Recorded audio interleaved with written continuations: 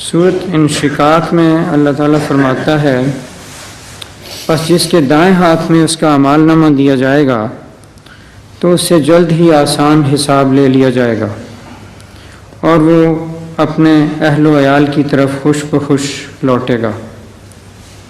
حضرت مسلم موعود رضی اللہ تعالیٰ فرماتے ہیں کہ چونکہ اس کو معلوم ہو جائے گا کہ وہ جنتی ہے، اس لیے وہ اپنے اہل و عیال کو خوشخبری دینے کے لیے ان کی طرف جائے گا اور ان کو یہ خوشخبری سنائے گا۔ حضور، جو لوگ اہل و عیال سے کسی وجہ سے محروم ہوں گے تو پھر وہ بیچارے یہ خوشخبری کس کو سنائیں گے؟ کسی کو نہیں۔ یہ تو موقع محل کی بات ہے، اتنی عقل تو کرنی چاہیے کہ اہل و عیال جن کے ہوں گے وہ سنائیں گے، جن کی کوئی نہیں ان کی روحانی اولاد جو ہوگی اس کو سنا دیں گے۔ ٹھیک، جزاک۔ آخر میں آخر تو ہو چکا ہے آپ کا۔